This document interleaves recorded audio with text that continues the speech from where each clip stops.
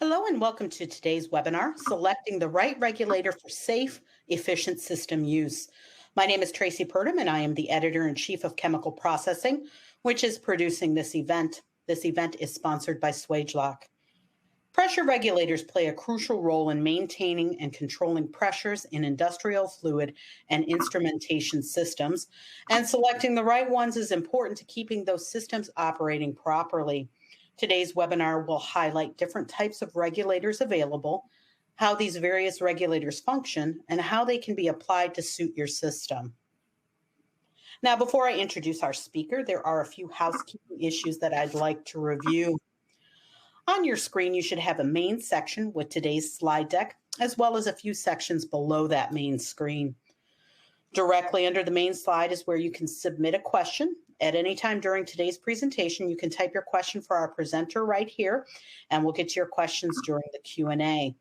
And if you're having technical problems, you can simply type in your question or concern, and one of our technical engineers will assist you. Under the Q&A section is the event's resources. Here you'll find today's slide deck as well as additional handouts from our sponsor. We hope that you take advantage of those valuable materials. This webinar will be archived. We encourage you to direct coworkers to the recorded presentation. It'll be available at chemicalprocessing.com's website. We will also send out an email with that information as well.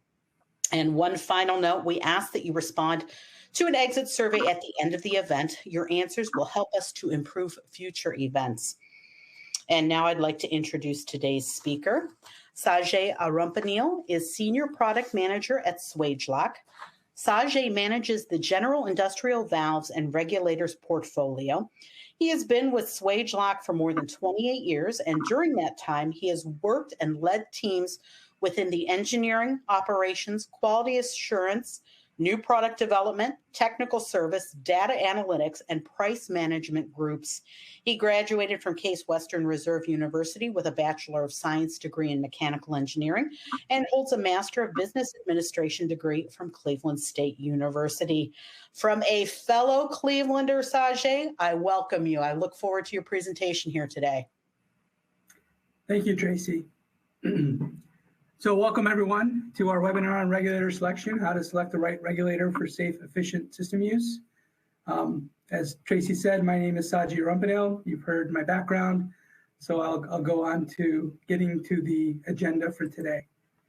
So we're going to talk through the 5 steps around how to select a regulator for your system or process. I'll repeat that these are the basics, and as systems get more complex and unique, it is important to work closely with your regulator sales and service center to dig into the details and make sure that you have the right regulator for the system. But this will give you a general sense of what to look for and what to ask as you go through your regulator selection process. So the first thing we'll talk about in step 1 is the process information. What pressures, temperatures, flow, and materials are in your system? How are they used? And then we'll talk about what you want to control or how you want to control the pressure. Do you want to control upstream pressure, downstream pressure, or some combination of that? And then it's important to understand how regulators operate. What are some of the natural behaviors? This way you can anticipate and configure for the right outcome for your systems. And then we'll talk about loading elements, spring-loaded versus dome-loaded, benefits of those and how they may impact your decision. And finally, we'll touch on troubleshooting and best practices to optimize the performance of your regulator and minimize impact on your systems. So we'll get right into it and go into the first step, which is process information. So it's very important to understand your process and the requirements within the process. So let's start with what's in your process and the flow and how that's measured. So for liquids, we normally measure that in liters per minute or cubic feet per minute. If it's a gas, there's standard liters per minute, normal cubic meters per hour, or standard cubic feet per minute. And so it's really important to not mix up your units. It'll come in later when I talk about flow curves, but understanding your measurement systems so that you can select the right regulator is important. Also, what type of gas matters? Flow will be higher for a gas with low density, compared to a gas with higher density. Most regulator companies will have a correction factor for this for their regulators. So it's important to ask for this if you're using something special. Here's our table on the right-hand side. We typically use nitrogen as our base. So these are the factors as compared to nitrogen. Next, we'll talk about the inlet pressure and the outlet pressure. Inlet pressure, is it static? Does it change over time? What's the max? What's the min? One example we like to use a lot is pressure from a cylinder. Does it deplete over time? How fast does it deplete? And understanding the highest and lowest pressure expected out of that cylinder. And then, as we get into the outlet pressure, how much variation can you expect as that inlet pressure changes? What is the minimal, nominal, and maximum flow allowed? And we typically say when selecting the range of a regulator, try to choose the worst case, lowest inlet pressure and the lowest outlet pressure. And that should typically give you pretty good performance out of your regulator. As we continue to look at process, let's talk about the materials and compatibility of your materials with the different parameters of your system. The temperature, the media, pressures, and other conditions. So the first table, for example, shows different temperature ratings for the different seals that we have. So different seals will interact differently with different media, and some will be good and some will be bad. So it's important to select the right seal material. The temperature range varies based on that selection also. So, understanding your system, understanding the temperature rating there is important. And then on the seat material, you'll notice in the table below that the temperature range varies and it's kind of a relationship with the pressure rating. So you have different temperature ratings based on the pressure or different pressures give you different temperature ratings. Either way you want to look at it. So they're often tied to the pressure ranges for each material, the temperature is. So that's something to pay attention to and understand. The pictures at the bottom here on the left-hand side show impacts of what can happen if these considerations aren't taken appropriately. The first one is an example of cavitation due to a large pressure drop with a material that wasn't able to handle that. Next to that is a diaphragm that didn't agree with the media that it saw and obviously deformed and now probably isn't going to work very well. So material compatibility is very important. Understanding what's going through your system and what temperatures and pressures will help pick the right materials that are compatible with that.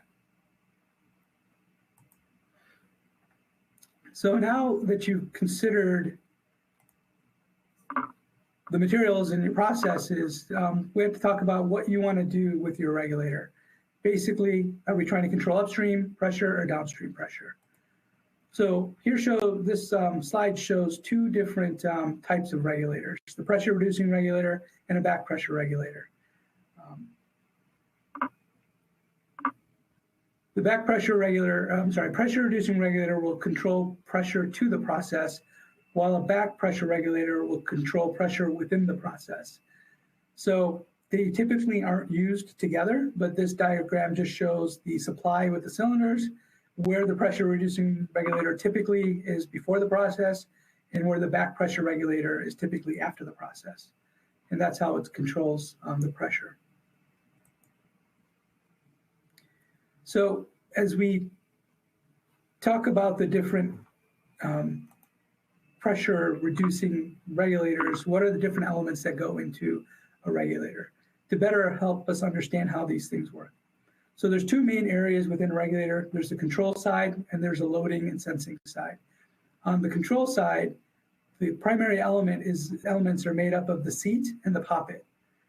And so the other supporting components help maintain that seal. The poppet is the restrictive element that determines the pressure drop, and it seals up against the seat when closed.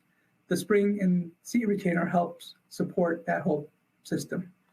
On the loading side, in this example, we're showing a spring-loaded regulator.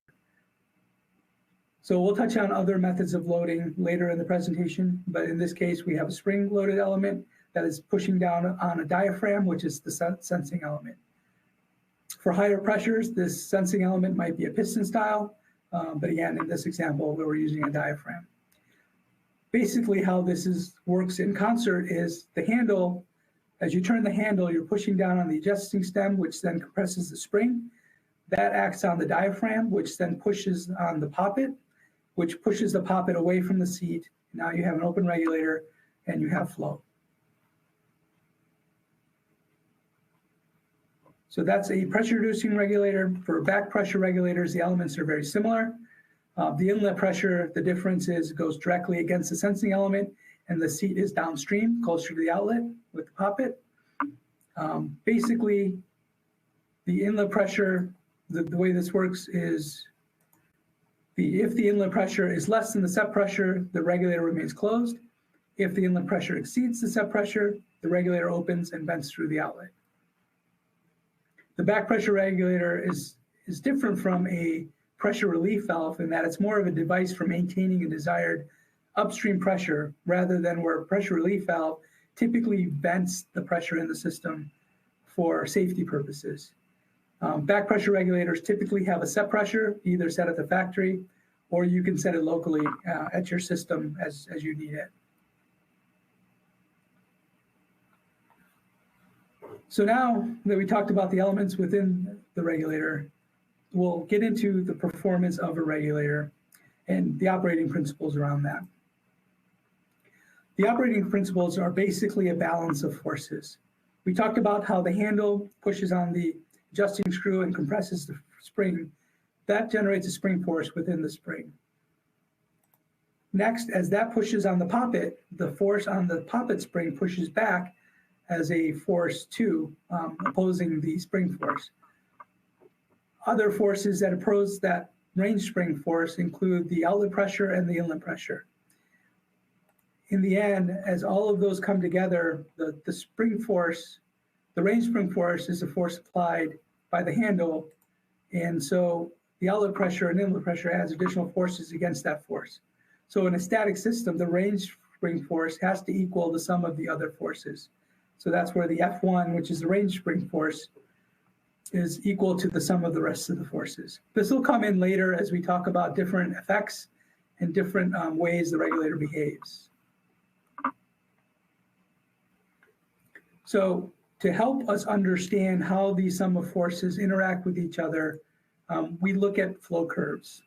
Flow curves are a way to model what happens when these forces are applied. There are two main axes on a flow curve. The x-axis is the flow, and on the y-axis you have the outlet pressure. So the outlet pressure is the set pressure that's applied by turning the handle. Each curve represents a specific outlet pressure with a specific inlet pressure. There are three main areas of the flow curve. The lockup zone up here on the left-hand side, the ideal flow range in the middle, and the choke flow range at the end. The choke flow range is the max flow due to limitations of the volume within the regulator. As you can see, if the system's wide open, there's no additional increase in flow that can happen. That's your max flow, hence the choke flow range terminology. So we'll touch on zone 1 and zone 2 in a little bit more detail. The first zone is the lockup zone. Lockup refers to the pressure increase in the regulator's outlet pressure above the set point when the flow is stopped downstream. So this is very difficult to predict, as many factors downstream or within the installation may affect it. And the best way to show this to you is to show this to you through a video. So I'm going to show you a video that demonstrates lockup. And first, I'm going to walk you through what the video is going to show you.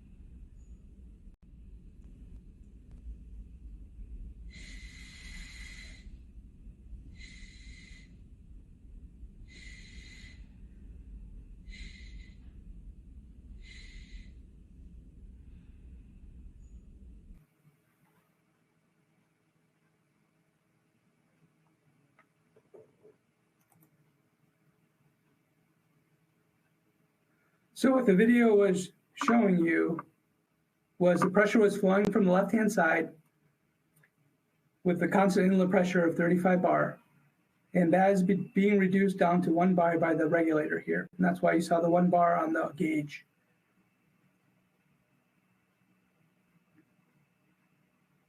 The valve to the right was closed at the start and then opened to show flow and then closed again. As the valve opened, you saw the pressure dropped 1 bar to 0.4 bar. And then when it closed, it went back up to 1 bar. So this regulator has a lockup pressure of 1 bar at 0 flow.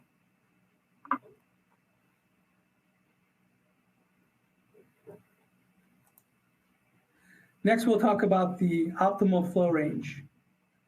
This is where something called droop happens. As the flow rate increases, there will be a drop in outlet pressure. The amount of pressure drop varies by regulator. Generally speaking, the flatter the curve, the less droop the regulator has. And the longer the curve, the larger the optimal flow range. To understand droop and the pressure drop for your specific regulator, you'll have to look at the flow curve for that regulator. So flow curves have multiple curves on them depending on the regulator and the inlet pressure side.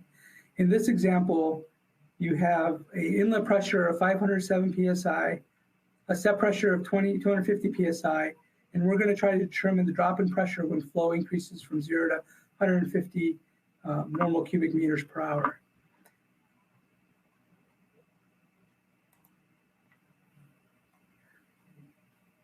The first step is to pick the correct line. You notice all the different lines that are on a flow curve. A couple things to pay attention to. You have your y-axis, which is the outlet pressure. On the left-hand side, it's in PSI gas, and the right-hand side is in outlet pressure is in bar. And then the bottom, the flow is in standard cubic feet per minute. And on the top, it's normal cubic meters per hour. So again, when I said earlier about paying attention to your units, this is why you have to pick the right axes to select the right flow curve. So right now, we're looking for 500 PSI inlet pressure, and each curve is unique to that set pressure and inlet pressure. So this curve shows a curve at 507 PSI inlet and at 250 set pressure. So you find this curve and we start looking at the different areas of that curve to understand where the lockup is, where the ideal flow range is. Next, you'll find the 150 normal cubic meters per hour and draw a line vertical to the line to show where that line intersects. Once you have that, you can draw a horizontal line to the left-hand axis to see what the pressure is going to be at that flow on that curve. In this case, we're seeing a pressure drop of about 30 psi on this curve. So for this regulator, when you have a 250 set pressure and a 507 inlet pressure, and you want a flow of 150, you expect the gauge to read 220 psi. As you're running your process, you'll now know that reading 220 psi and that gauge is correct expected, because that's the expected droop in this regulator.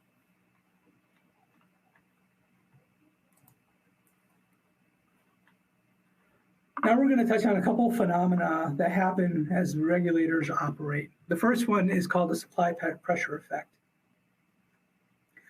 Supply pressure effect basically is an increase in outlet pressure when the inlet pressure decreases.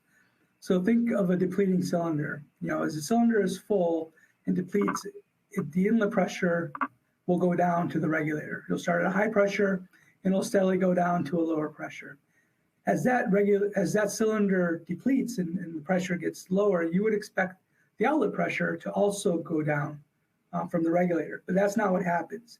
The outlet pressure actually goes up, which is counterintuitive to what you would think. I thought the best way to show you this is to show you a video of it happening, go over the mechanics of what's happening, and then show you the video again to kind of show you why and how that works. Hopefully this isn't too repetitive.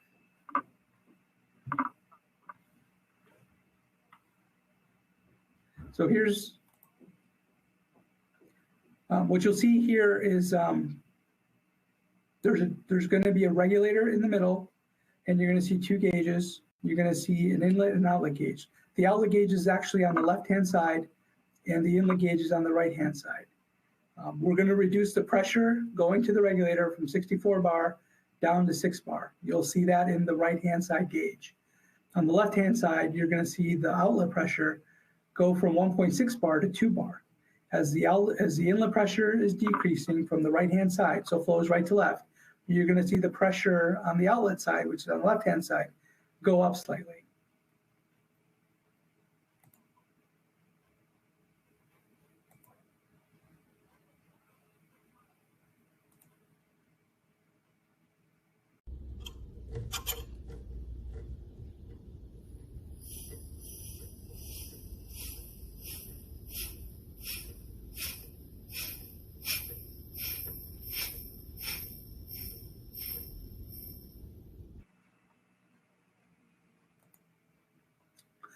So what is happening with that regulator?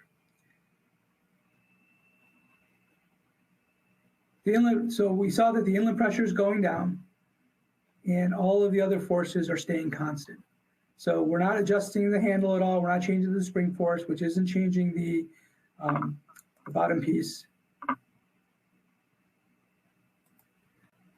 And so what's happening here is the outlet pressure has to go up.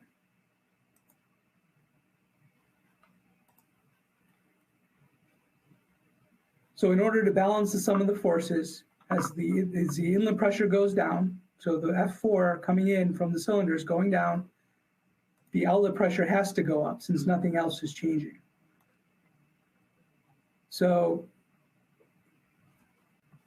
that's the balance of forces effect, and that's why the outlet pressure actually goes up when the inlet pressure goes down. Typically, the larger the difference between the size of the seat and the size of the diaphragm, the lower the supply pressure effect.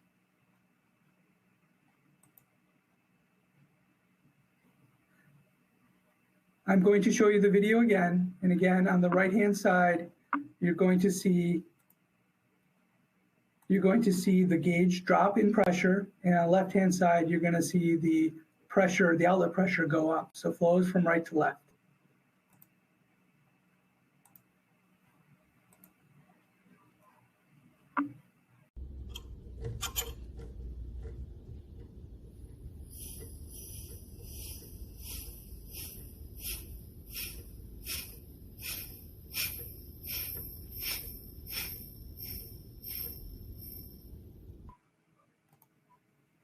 So just to cover that a little bit more, so, with the supply pressure effect, as long as you have cylinders and depleting cylinders, you're going to have the supply pressure effect. It's a phenomenon, it'll always be there. You can minimize supply pressure effect for many applications by using a two-stage regulator.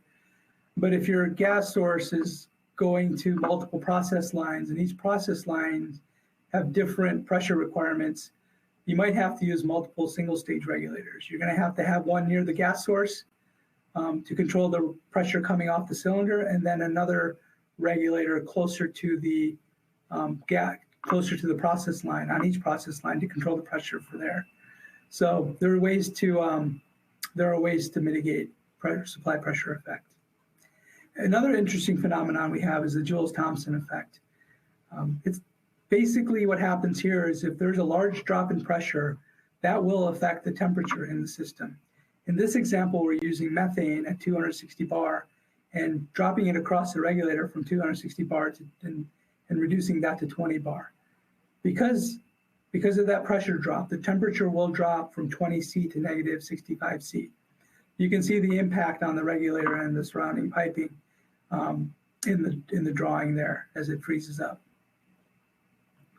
There is information out there on this phenomenon depending on what type of gas you're using. So it's important to work with your regulator sales and service center team to calculate this pressure drop and temperature drop correctly.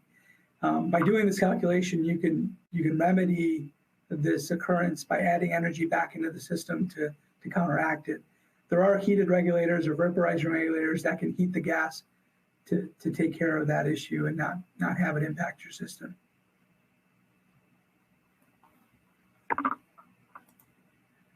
One other area to consider as you're selecting your regulator is the loading element.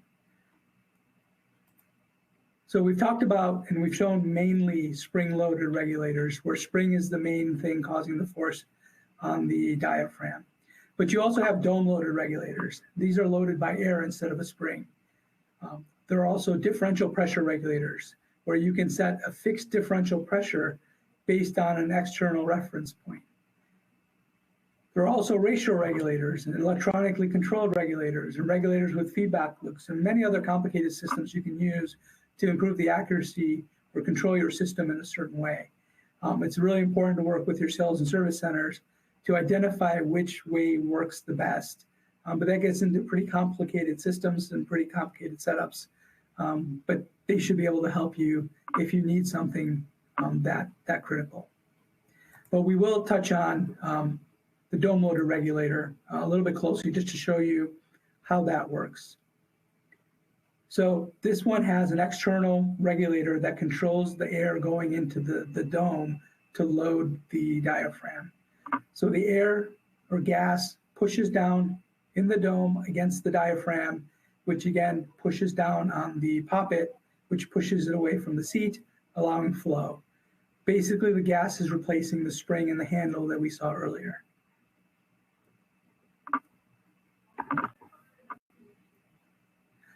So why do we have these different types of regulators? There are benefits for the dome loaded regulator. You can control a large pressure range with one large diaphragm. You don't need multiple regulators. Without the spring, the droop is lower and the curve is flatter, which are good things.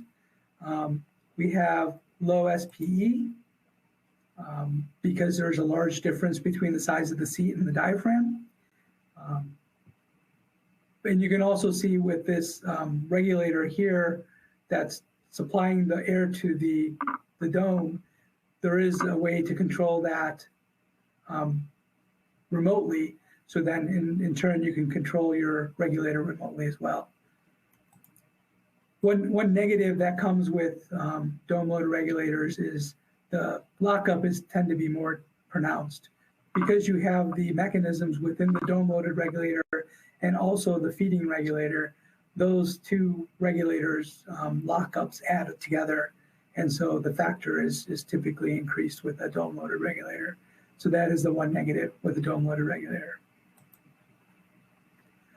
Finally, let's talk about best practices and making sure that the regulator in your system is operating most effectively and efficiently.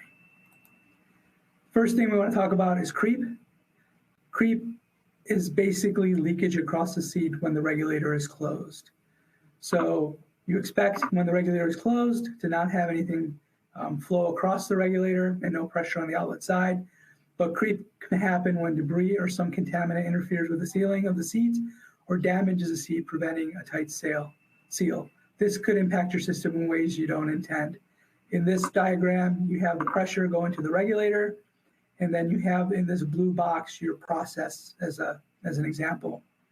If this valve to the right of the process is closed and you're expecting no pressure in this system and you're, for example, doing maintenance or something else, if there's creep across the regulator, that pressure could build up in the system. Might not be a big deal, and it could be a very big deal depending on your system and your process. So again, understanding your process and what you're trying to do and the criticality is important. One thing you can do to reduce creep or prevent creep is be preventative. Biggest thing you can do is put a filter ahead of the regulator. The filter will remove any particulate before it gets to the regulator and its seat and its seal materials and prevent the damage or interference with the seal.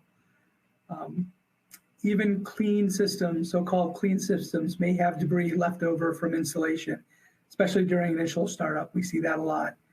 And so putting a filter ahead of time can save you a lot of headache with the regulator that has creep right from the get-go. The other thing you can do to kind of give you some safety around your process is to put a relief valve to the right of the regulator. Again, the regulator is not expected to be a shutoff valve, and if there is debris, it will leak across the seat, and if you don't want that pressure to build up in the process, a relief valve will relieve that pressure and not introduce it to your system. And finally, having a spare spark kit on hand could save lots of downtime if the seat or other seals are damaged and has to be replaced. Depending on the criticality of your process, downtime costs a lot of money. You can rebuild your regulator quickly with a seals kit and have it up and running quickly. So, you have your preventative, you have your safety measures, and then you have your troubleshooting to help make sure that the regulator performs in your system properly.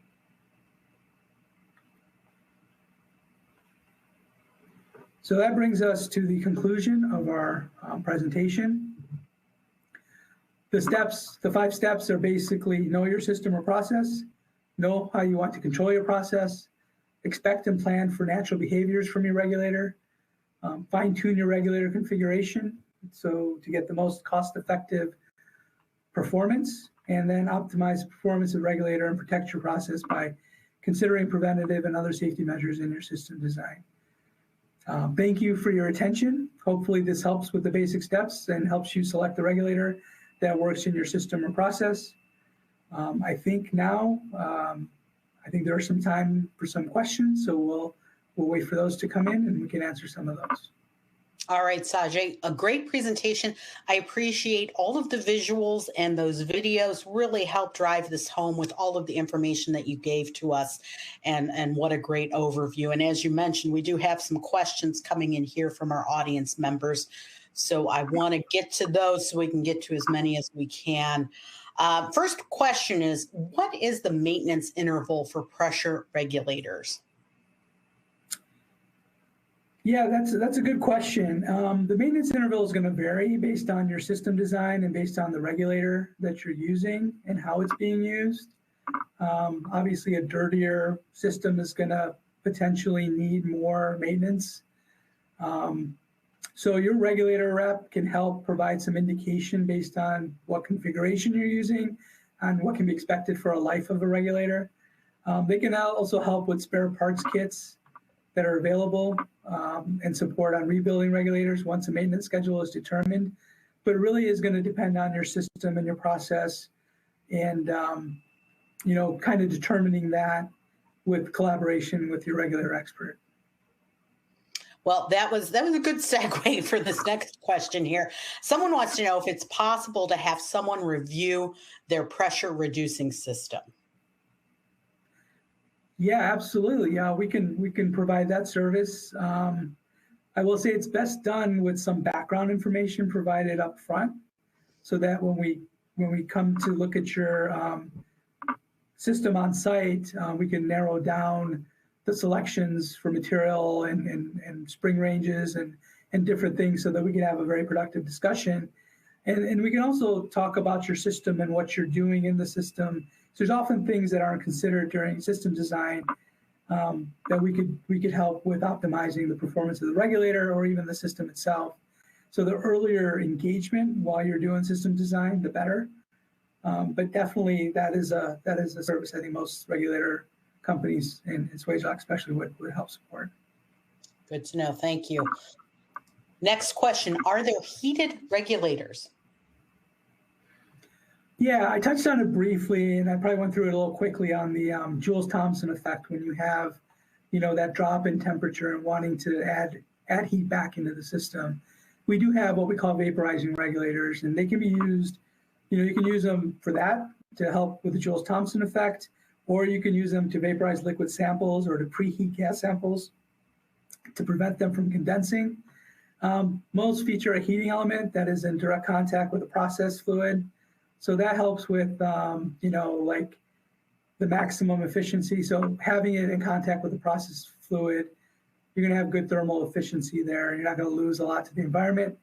And a lot of them are going to be removable elements or something to look for that makes it easy for cleaning.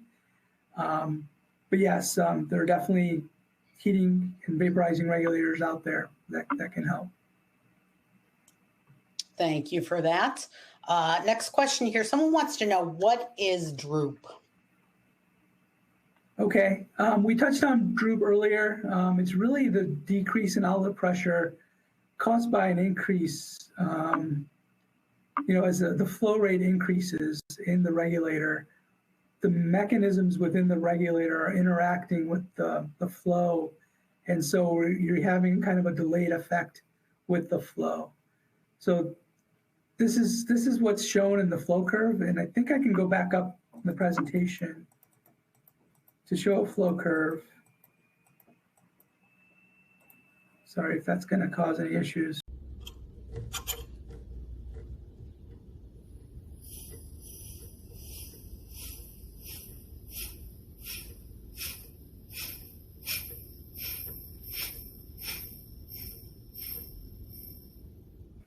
Let me go back up to a flow curve here.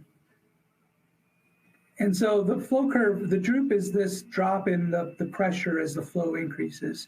So we talked about, the drop in pressure here as we go through the flow curve and reading the flow curve. That's typically what droop is that drop in pressure as the flow increases.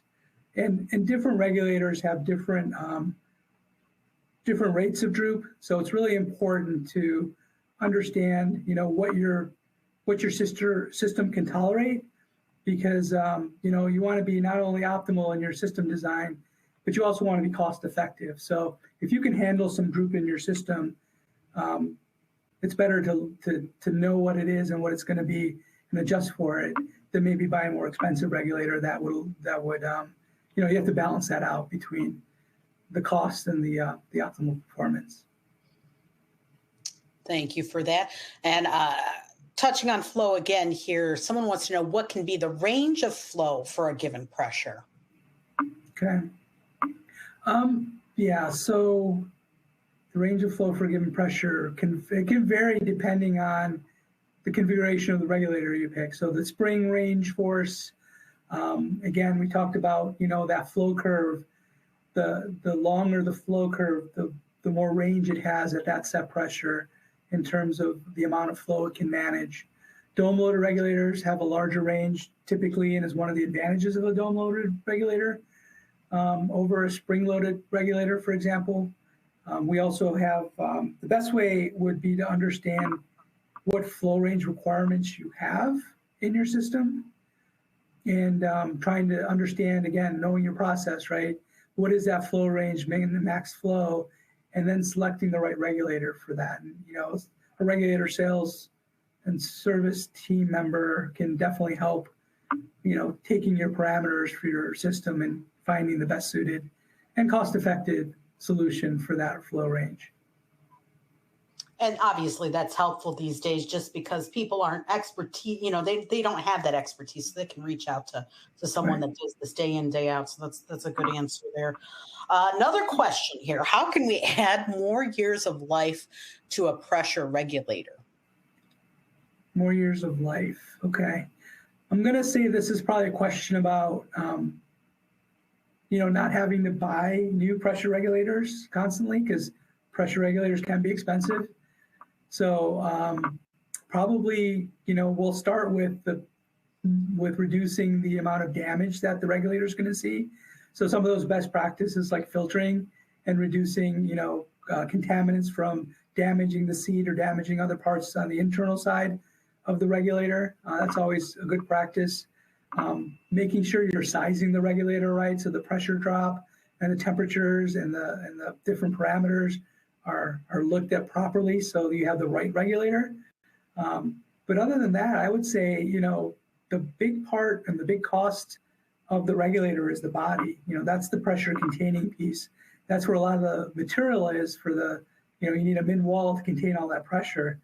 So the best thing would be, to not have to change out that body very often. And that's where the spare parts come in. And so working with, your regulator supplier, making sure you have the right spare parts kits in stock, whether it's soft seals, whether it's a poppet or piston parts kit, they can help with identifying what's gone wrong with the regulator and help with rebuilding and giving you the kits to rebuild it.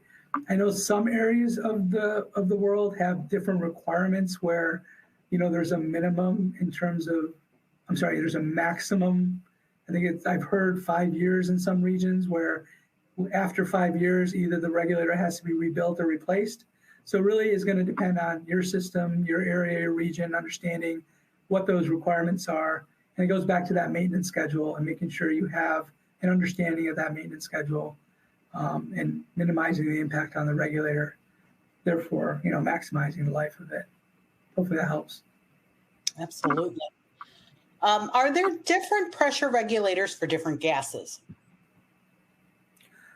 Yeah, for sure. We talked about just the material compatibility. I know I focused on temperatures and pressures, but the media is important too. So not only does it impact like the seals and the elastomer material within the regulator, it also impacts possibly the body material and some of the material of the pistons and some of the metal pieces inside.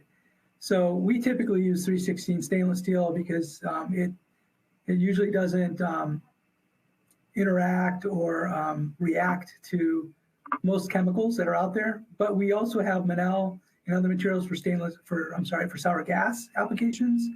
And some people use brass for some oxygen systems just because it's a better compatibility. So the standard answer, I guess, is work with your sales and service rep and figure out, what material is best suited for your process, your media, your gas, because there can be issues if, you use certain materials with sour gas, for example. You can have cracking and other issues that you don't want. So typically the system is going to specify different materials for different media, and the regulator should fit right into those requirements. All right, thank you. And again, they can reach out to whomever is supplying that for further information. Yeah. Why is the lock drop pressure of a dome regulator higher than the spring-loaded one? Okay. I think the lock drop pressure, I think you're referring to the lockup, that phase one area of the flow curve where the regulator has that lockup spike. So with a dome regulator, what you have is you have two regulators in essence. One regulator is controlling the pressure going to the dome, and you have also the dome loader regulator itself with its internals and mechanisms. And lockup is always hard to predict, remember, and it's also impacted by other elements, downstream and other, system installations. So it is hard to predict. But if you swap out in a standard system a spring-loaded with a dome-loaded regulator, you will see more lockup in the dome because there is essentially two regulators causing the mechanisms of those two regulators interacting to cause that lockup. So that's typically why dome-loaded has a higher lockup or more pronounced lockup than a spring-loaded regulator. All right, last question here for you. Is there a rule for the maximum pressure drop for a regulator? Okay, that's tough to say because, again, it's going to depend on your process, right? So most regulators will have ratings for max pressure and also have ratings for kind of the pressure range that it can control. So you'll have an inlet pressure, pressure rating, and then the regulator itself can manage a outlet pressure.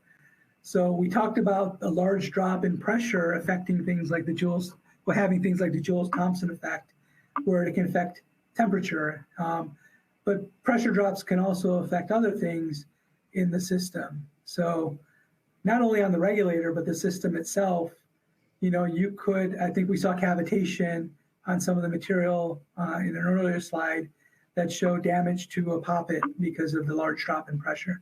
So it's one of those things, again, looking at your process, depending on the process, can the regulator handle that drop in pressure you're trying to do? If not, it might make sense to, step the pressure down. Have a couple regulators in line where you're stepping the high pressure down to a more manageable pressure, and then having another regulator control the pressure to your system.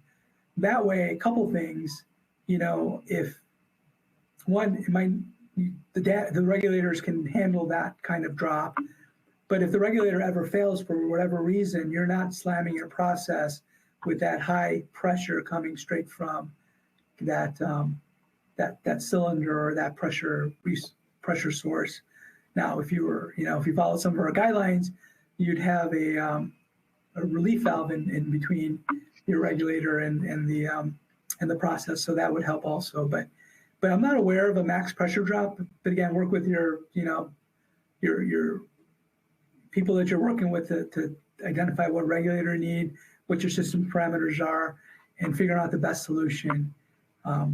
Sometimes, you might save some money on one regulator dropping the pressure down, but if it affects something critical downstream, it might be more cost effective to have a step down regulator in between to help with that.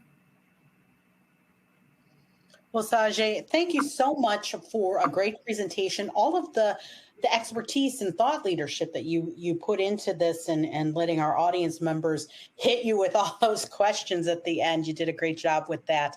Audience members, did you like our presentation? Let us know your thoughts by answering our brief survey. That'll be posted to the screen in just a moment. Your candid answers are not only appreciated, but they do help us craft future events. Remember, this webinar will be available on chemicalprocessing.com. Feel free to log in and view it again or to encourage your colleagues to view it. We also hope that you'll visit chemicalprocessing.com to gain access to even more tools and resources aimed at helping you achieve success. On behalf of Sajay and the team at SwageLock, thank you for your attendance, and we hope you have a great day. Thanks, Sajay. Thanks, everyone.